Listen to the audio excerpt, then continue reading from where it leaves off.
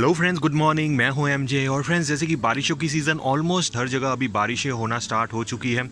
तो ऐसी बारिशों की सीज़न में फ्रेंड्स हमारे पौधे के मरने के चांसेस भी रहते हैं, पौधे के ग्रो होने के चांसेस भी रहते हैं। दोनों चांसेस रहते हैं फ्रेंड्स, लेकिन ग्रो होने के चांसेस बहुत ही ज़्यादा रहते हैं, लेकिन मरने के चांसेस भी रहते हैं। लेकिन अगर आप ये कुछ गलतियां नहीं करोगे तो बाद में आपके आगे जाके ये मानसून्स बहुत ही अच्छे निकलेंगे और आपके प्लांट्स हेल्दी ग्रो होते रहेंगे।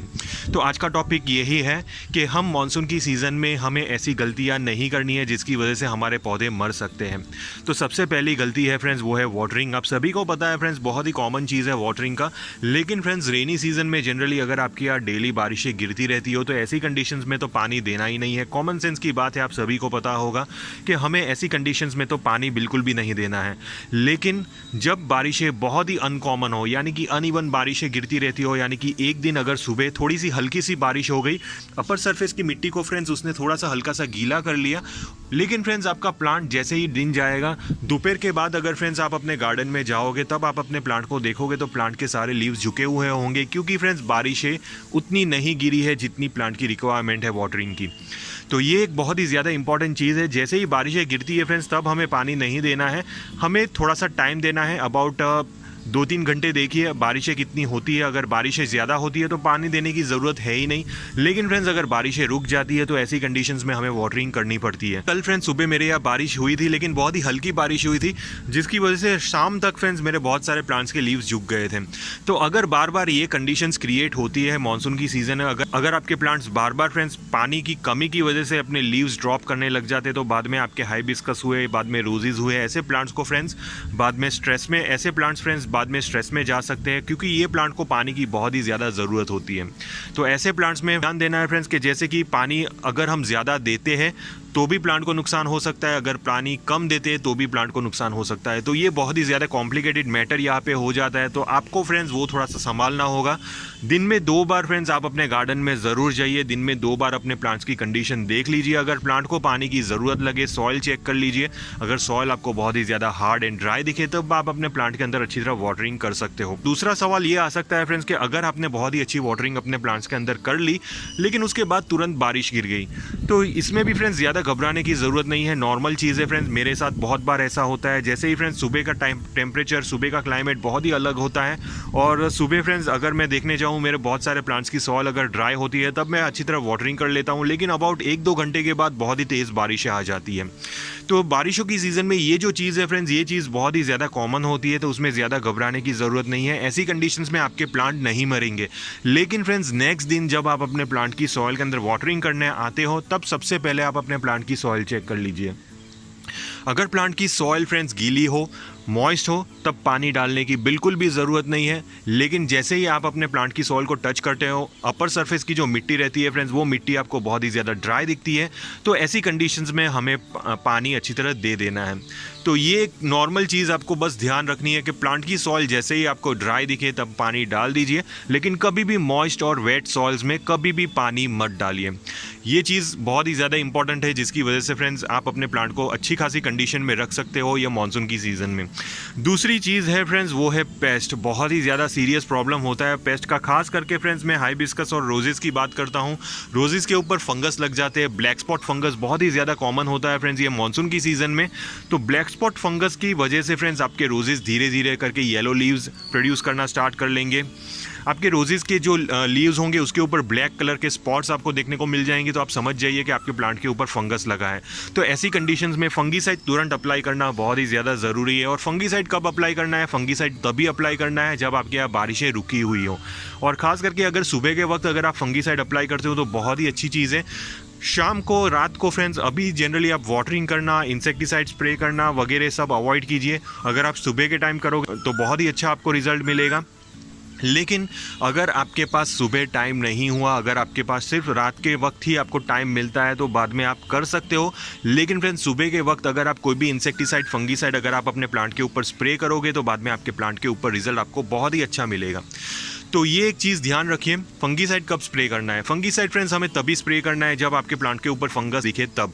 अननेसेसरी फंगीसाइड, इंसेक्टिसाइड अभी स्प्रे करने की ज़रूरत नहीं है, क्योंकि फ्रेंड्स जैसे ही बारिशों का पानी आपके प्लांट के लीव्स के ऊपर गिरता रहेगा तो जनरली जितने भी पेस्ट इंसेक्ट्स होंगे जो आपके प्लांट के लीव्स के ऊपर चिपके हुए होंगे वो सारे नीचे गिरते जाएंगे। लेकिन कभी कभार ऐसी कंडीशंस हो जाती है कि बारिशें रुक जाती है, तब ये इंसेक्ट्स बहुत ही जल्दी फैलना स्टार्ट हो जाते हैं, प्लांट के ऊपर कब्जा कर लेते हैं और जल्दी वो बारिशों के पानी की वजह से भी नीचे नहीं गिर पाते क्योंकि उनकी क्वांटिटी बहुत ही ज़्यादा हो जाती है। तो ऐसी कंडीशन में फ्रेंड्स हमें इंसेक्टिसाइड का स्प्रे करना है।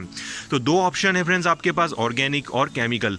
सबसे पहले ऑर्गेनिक कीजिए फ्रेंड्स। ऑर्गेनिक इंसेक्टिसाइड का तो पूरा लिस्ट है, बहुत सारे ऑर्गेनिक इंसेक्टिसाइड है, आपको भी पता होगा। तो ऑर्गेनिक इंसेक्टिसाइड अगर आपको नहीं पता तो बाद में आपके मेरा ऑर्गेनिक इंसेक्टिसाइड का प्लेलिस्ट देख लीजिए, वहाँ पे जाके वो वीडियो आप देख लीजिए। तो उनमें से कोई भी एक ऑर्गेनिक इंसेक्टिसाइड आप स्प्रे कर सकते हो। लेकिन फ्रेंड्स अगर आपको रिजल्ट नहीं मिला, मे बी आपके प्लांट के लीव्स के ऊपर बहुत सारे पेस्ट और इंसेक्ट्स लग गए हैं और ऑर्गेनिक इंसेक्टिसाइड से आपको रिजल्ट नहीं मिल रहा, तो बाद में दो केमिकल इंसेक्टिसाइड आपका काम कर सकते हैं और वो है फ्रेंड्स रोगोर इंसेक्टिसाइड और एमिडाक्लोप्रिड। रोगोर इंसेक्टिसाइड और एमिडाक्लोप्रिड की वजह से एफिड्स, मेलीबग्स जो बहुत ही ज़्यादा कॉमन होते हैं मानसून की सीज़न में, तो वो पेस्ट आराम से भाग जाएंगे और आपके प्लांट्स फिर से हेल्दी हो जाएंगे। क्योंकि मानसून की सीज़न में फ्रेंड्स प्लांट को पेस्ट से दूर रखना बहुत ही ज़्यादा इंपॉर्टेंट है, क्योंकि ये जो सीज़न रहती है ये सीज़न इनकी ग्रोथ की सीज़न रहती है। और ऐसी कंडीशंस में फ्रेंड्स अगर आप अपने प्लांट के ऊपर थोड़ी सी केयर नहीं करोगे, पेस्ट को ऐसे ही रहने दोगे, तो बाद में आपका प्लांट बहुत ही जल्दी स्ट्रेस की वजह से ख़त्म हो जाएगा। तो इंसेक्टिसाइड का स्प्रे करना बहुत ही ज़रूरी है। अगर आप रोगोर इंसेक्टिसाइड स्प्रे करते हो तो रोगोर फ्रेंड्स आपको मार्केट में टेफगोर के नाम से भी मिल जाएगा। तो मेजोरली फ्रेंड्स रोगोर बहुत ही अच्छा इंसेक्टिसाइड है। जो कंपनी जो मैं सजेस्ट कर रहा हूँ रोगोर इंसेक्टिसाइड, उसकी पिक भी फ्रेंड्स मैंने अभी आपको स्क्रीन पे दिखाई है।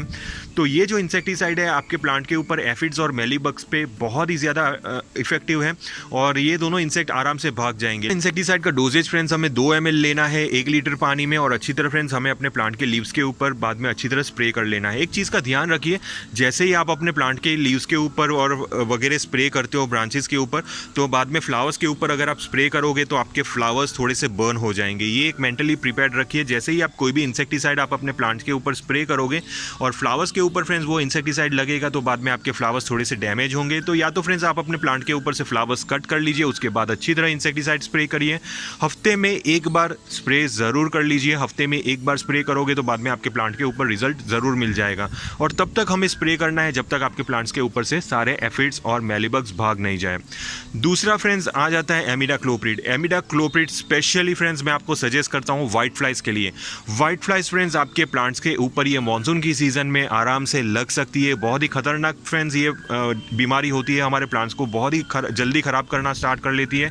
इसमें आपको समझ भी नहीं पड़ेगा। सबसे पहले तो फ्रेंड्स वाइट फ्लाइज जैसे ही आपके प्लांट के ऊपर लगती है तो बाद में आपके प्लांट के लीव्स धीरे धीरे करके बहुत ही ज़्यादा नीचे गिरने लग जाते हैं, यानी कि ड्रूप करने लग जाते हैं, लटकने लग जाते हैं। आपको लगेगा कि प्लांट को पानी की कमी है, लेकिन एक्चुअली प्लांट को पानी की कमी नहीं होती। आपके प्लांट के ऊपर ये वाइट फ्लाइज लगे होंगे। आपको बस अपने प्लांट को कुछ इस हिसाब से हिलाना है और जैसे ही हिलाओगे तो बहुत सारी वाइट कलर की छोटी छोटी फ्लाइज आपको उड़ते हुए दिखेगी। तो आप समझ जाइए कि आपके प्लांट के ऊपर वाइट फ्लाइज लगी हुई है। तो उसके लिए फ्रेंड्स एमिडाक्लोप्रिड बहुत ही ज़्यादा इंपॉर्टेंट है, बहुत ही ज़्यादा इफेक्टिव है। क्लोप्रिड का स्प्रे आप कर सकते हैं। तो एमिडाक्लोप्रिड में फ्रेंड्स मेरे यहाँ मार्केट में एडबायर इंसेक्टिसाइड के नाम से एमिडाक्लोप्रिड मिलता है। वो एक ग्रैन्युअल फॉर्म में वो इंसेक्टिसाइड मिलता है। तो 2 ग्राम का छोटा सा पैकेट आता है। मैंने स्क्रीन के ऊपर फ्रेंड्स वो इंसेक्टिसाइड का मैंने फ़ोटो रखा है, तो आप देख लीजिए। तो एडबायर इंसेक्टिसाइड के नाम से मिलता है। अगर आपके यहाँ लोकल में कोई और नाम से भी मिल सकता है, तो आप जहाँ से भी लाते हो फ्रेंड्स एमिडाक्लोप्रिड, तो सबसे पहले लोकल शॉपकीपर से उसका डोजेज पूछ लीजिए, क्योंकि हर एक का कॉन्सेंट्रेशन अलग अलग होता है एमिडाक्लोप्रिड का। तो वो हिसाब से आप डोजेज पूछ लीजिए और वो हिसाब से ही आप अपने प्लांट के ऊपर वो इंसेक्टिसाइड का स्प्रे कर सकते हो। तो जो एडमायर इंसेक्टिसाइड फ्रेंड्स मैं लाया हूँ उसके ऊपर ऑलरेडी मेरी एक वीडियो मौजूद है, तो उसका लिंक फ्रेंड्स मैं डिस्क्रिप्शन बॉक्स में दे दूंगा, तो वहाँ पे जाके वो वीडियो आप देख सकते हो। और दूसरा भी एक इंसेक्टिसाइड है फ्रेंड्स जो खास करके वाइट फ्लाइज के ऊपर बहुत ही ज़्यादा इफेक्टिव है, वो है एसिटामिप्रिड। उसका भी फ्रेंड्स जैसे कि मैं हिलप्रिड के नाम से ये एसिटामिप्रिड लाया हूँ और उसका पिक फ्रेंड्स मैंने अभी आपको स्क्रीन पे बता दी। उसका भी फ्रेंड्स वो डोजेज कैसे यूज़ करना है वो सारी डिटेल्स फ्रेंड्स मैंने एक वीडियो बनाई हुई है खास करके वाइट फ्लाइज के लिए, तो मैं उसका लिंक डिस्क्रिप्शन बॉक्स में दे दूंगा, तो वहाँ पर जाके फ्रेंड्स वो वीडियो आप पूरी देख सकते हो। इससे फ्रेंड्स आपके प्लांट वाइट फ्लाइज, मेलीबग्स और बाद में एफिड से बचे रहेंगे, क्योंकि ये जो 3 इंसेक्ट है वो आपके प्लांट को आराम से ख़राब कर सकती है मानसून की सीज़न में, जिसकी वजह से आपके जो प्लांट्स है वो आराम से मर सकते हैं। अब फ्रेंड्स बात आ जाती है फर्टिलाइज़र की। बहुत ही इंपॉर्टेंट चीज़ है फ्रेंड्स। वैसे तो मैं डिटेल में ये सारी फर्टिलाइज़र की चीज़ें आपको संडे अपडेट की वीडियो में बताऊंगा, लेकिन फ्रेंड्स एक अभी आपको मैं आउटलाइन बता देता हूँ कि फर्टिलाइज़र कौन से यूज़ करने हैं। तो फर्टिलाइज़र फ्रेंड्स, अगर आप अपने प्लांट को करना चाहते हो ये मानसून की सीज़न में, तो बाद में हमेशा ग्रैन्युअल फर्टिलाइज़र यूज़ करिए, यानी कि लिक्विड फर्टिलाइज़र अभी बंद कर लेना है थोड़े दिनों तक, क्योंकि फ्रेंड्स जैसे ही मानसून खत्म होगा उसके बाद आप लिक्विड फर्टिलाइज़र अप्लाई कर सकते हो। लिक्विड फर्टिलाइज़र फ्रेंड्स हमें तभी अप्लाई करना है जब प्लांट की सॉइल ऑलरेडी ड्राई हो। ज़्यादा मॉइस्ट और वेट सॉइल्स में फ्रेंड्स हमें लिक्विड फर्टिलाइज़र अप्लाई नहीं करना है, क्योंकि बाद में वो ओवर वाटरिंग की प्रॉब्लम क्रिएट कर सकता है।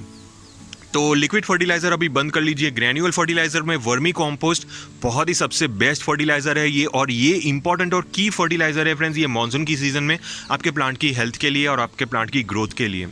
तो वर्मी कॉम्पोस्ट आप परचेज़ कर लीजिए, और बाद में फ्रेंड्स साथ में कुछ ऐसे केमिकल फर्टिलाइजर्स हमें अप्लाई करने हैं जिसकी वजह से हमारे जो प्लांट है वो बहुत ही अच्छे ग्रो हो सकते हैं। तो वो सारी डिटेल्स फ्रेंड्स, स्पेशली फर्टिलाइजर्स की डिटेल्स मैं आपको मेरे संडे अपडेट की, ये जो कल जो संडे अपडेट की वीडियो आने वाली है उसके अंदर फ्रेंड्स मैं आपको सारी डिटेल्स बताऊंगा कि कौन से केमिकल फर्टिलाइजर्स यूज़ करने हैं, कौन से ऑर्गेनिक फर्टिलाइजर यूज़ करने हैं, ताकि आपके प्लांट ये मानसून की सीज़न में बहुत ही अच्छे ग्रो हो सकेंगे। और मैं सारे वो फर्टिलाइज़र आगे चल के ये सीज़न में अपने प्लांट्स को प्रोवाइड करने वाला हूँ।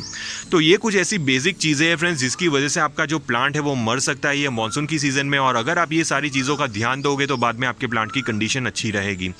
फिर भी अगर आपको किसी भी टाइप का कन्फ्यूजन हुआ फ्रेंड्स ये टॉपिक से रिलेटेड, तो आप मुझे कमेंट बॉक्स में पूछ सकते हो, मैं आपको रिप्लाई दूंगा। टिल देन के लिए थैंक यू फ्रेंड्स।